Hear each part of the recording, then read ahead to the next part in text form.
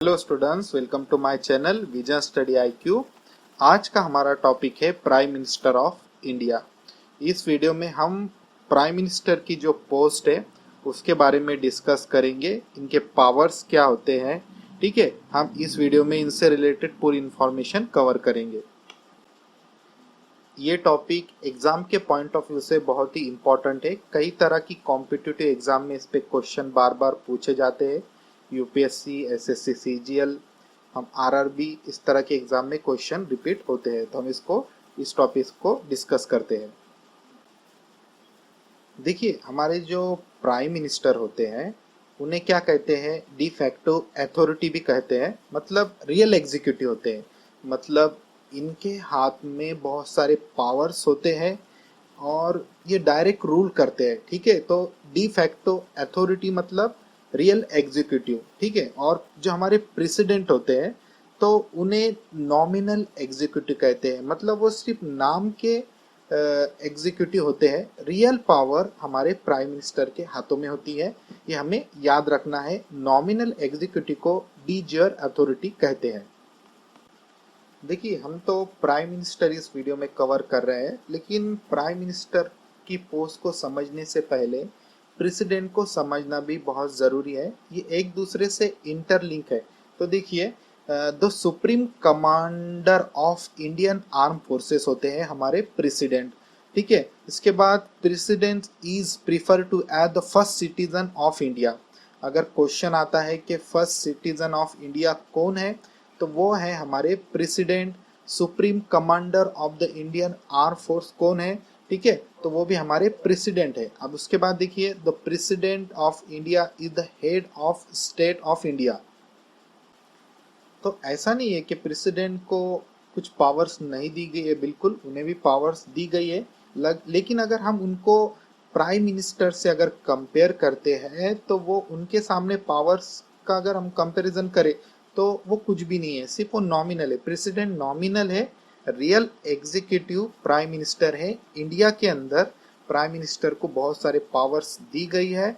अगर हम अमेरिका की बात करें तो वहाँ पे प्रेसिडेंट ही को पावर होते हैं, वहाँ पे प्राइम मिनिस्टर नहीं होता है। तो अभी हम इंडिया के पॉइंट ऑफ व्यू से इसे देख रहे हैं। ठीक है, तो ये डिफरेंस है, इनके पावर्स मैंने आपको बता दिए प्रेसिडेंट के कुछ इंपॉर्टेंट। आगे भी हम कुछ और इंफॉर्मेशन सीखेंगे।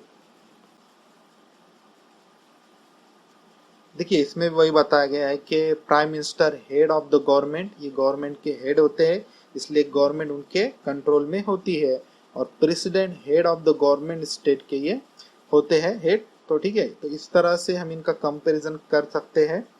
इसके बाद देखिए, और कुछ इंपॉर्टेंट इंफॉर्मेशन है इनसे रिलेटेड। जैसे मैंने आपको कहा था कि प्रेसिडेंट और प्राइम मिनिस्टर एक दूसरे से कनेक्टेड है।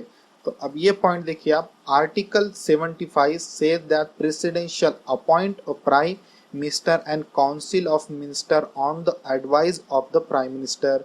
ठीक है, आर्टिकल 75 क्या कहता है कि president shall appoint a prime minister.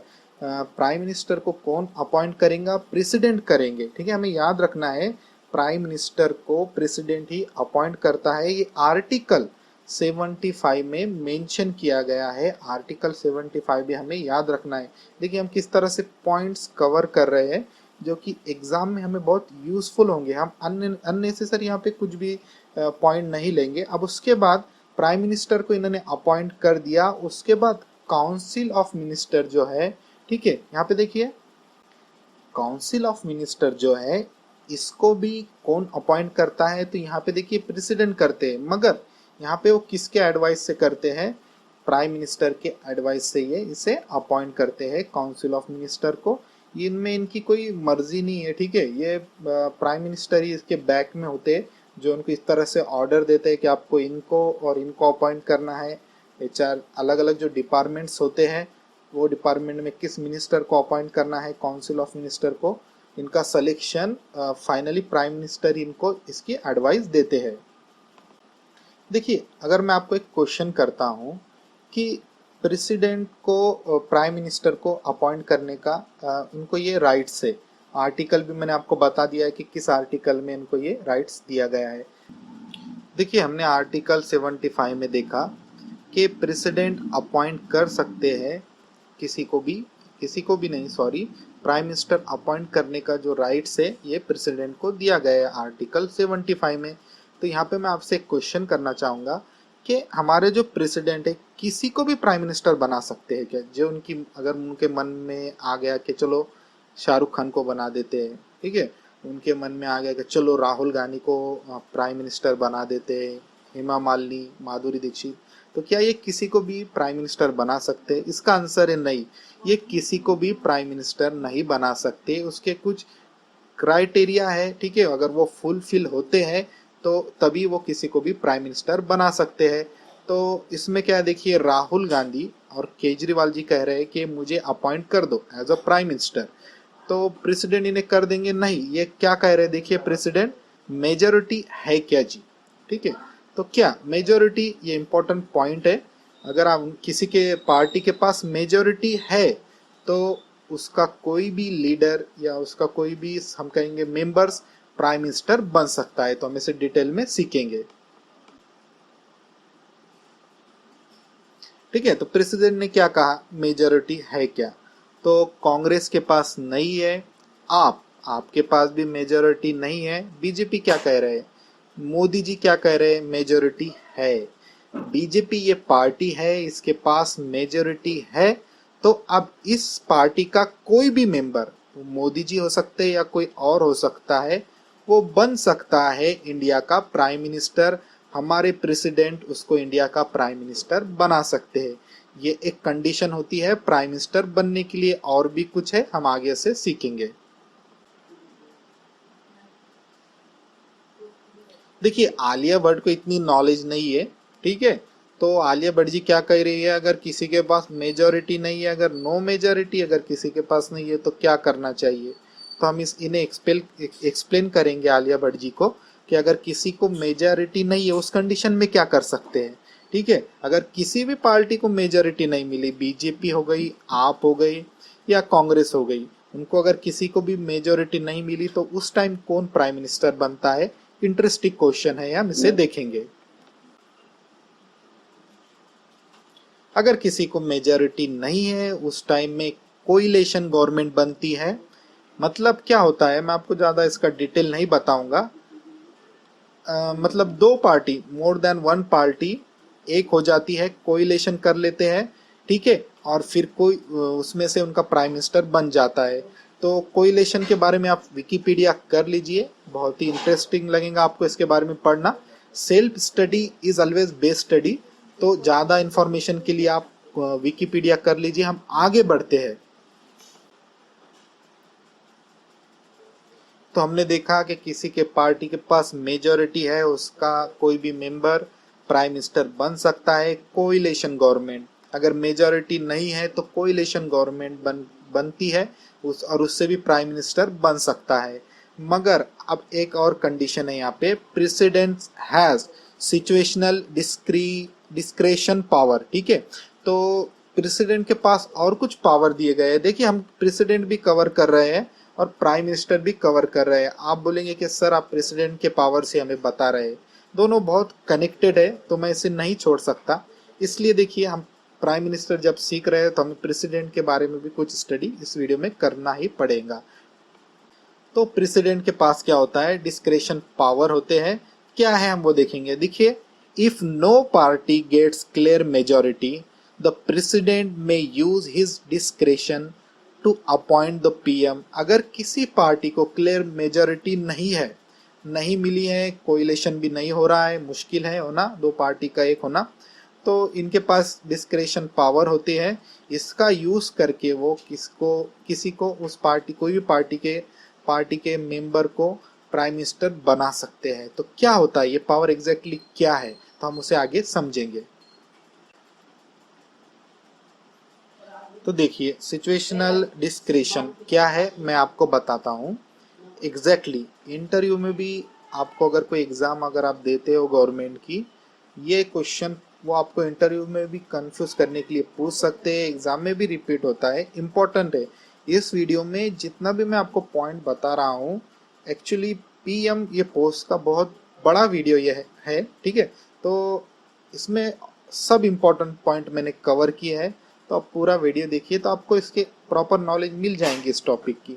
तो देखिए, अगर कांग्रेस को 5 सीट मिलते हैं, बीजेपी को 8 मिलते हैं, एग्जाम्पल है ये, ठीक है। तो यहाँ पे मेजोरिटी अभी दोनों पार्टी में से किसको भी नहीं है, कांग्रेस को भी नहीं है, बीजेपी को भी नहीं है। तो आप बोलिए किसको प्राइम मिनिस्टर बनाया जाए। तो यहाँ पर प्रेसिडेंट का ये पावर यूज होता है। कौन सा पावर? सिचुएशनल डिस्क्रेशन, ठीक है। तो इसमें क्या है, ये क्या कह रहे हैं देखिए, हमारे president prove majority with in a month, ठीक है।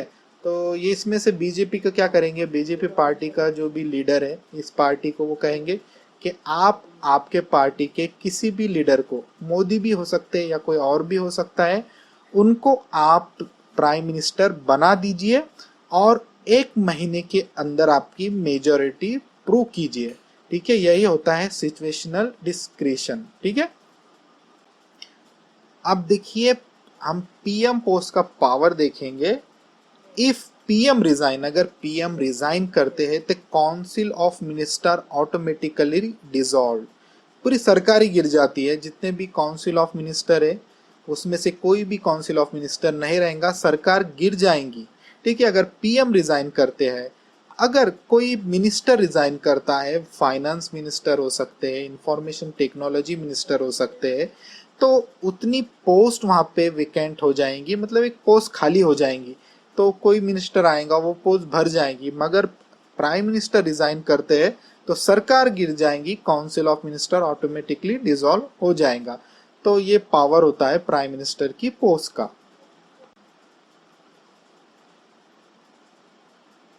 देखिए, what is oath of secrecy, ठीक है। तो हमारे जो प्राइम मिनिस्टर जो भी बनेगा उसको एक ओथ लेना पड़ती है, ओथ ऑफ सीक्रेसी इसे कहते हैं। तो मतलब इसमें ये कुछ ऐसे डिसीजन होते हैं, कुछ ऐसे सीक्रेट होते हैं जो उनको सीक्रेट रखना ही पड़ते हैं। जैसे कि डीमोनेटाइजेशन जब आया था तो वो अचानकली अनाउंस हुआ था, मगर हमारे प्राइम मिनिस्टर को पहले से पता था। तो ये जो बात थी तो वो किसी को नहीं बता सकते थे, किसी न्यूज वाले को नहीं बता सकते थे, किसी दोस्त को नहीं बता सकते थे। उन्होंने एक ओथ ली थी कि मैं इस बात को सीक्रेट रखूंगा, क्योंकि ठीक है ये इंपॉर्टेंट था। अगर पहले किसी को पता हो गया होता तो उसका कुछ सामने वाला मिस यूज भी कर सकता था इस चीज का। तो ये ओथ लेते हैं, ओथ ऑफ सीक्रेसी, कुछ चीजें इन्हें सीक्रेट रखना पड़ती है। तो मेरे प्यारे स्टूडेंट्स, तो ये हमारे प्राइम मिनिस्टर का जो मैंने वीडियो बनाया है इसका पार्ट 2 मुझे बनाना पड़ेगा, क्योंकि इस वीडियो में एक्चुअली मोस्ट इम्पॉर्टेंट टॉपिक है ये।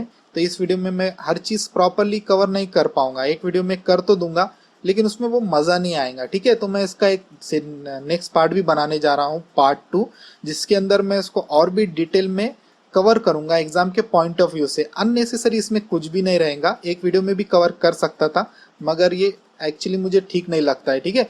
तो मैं इसका पार्ट 2 बहुत जल्दी लाऊंगा। अगर आपको ये वीडियो अच्छा लगता है तो प्लीज़ मेरे चैनल विजन स्टडी IQ को सब्सक्राइब कीजिए, लाइक कीजिए और ज़्यादा से ज़्यादा इसे शेयर कीजिए। Thanks for watching my video.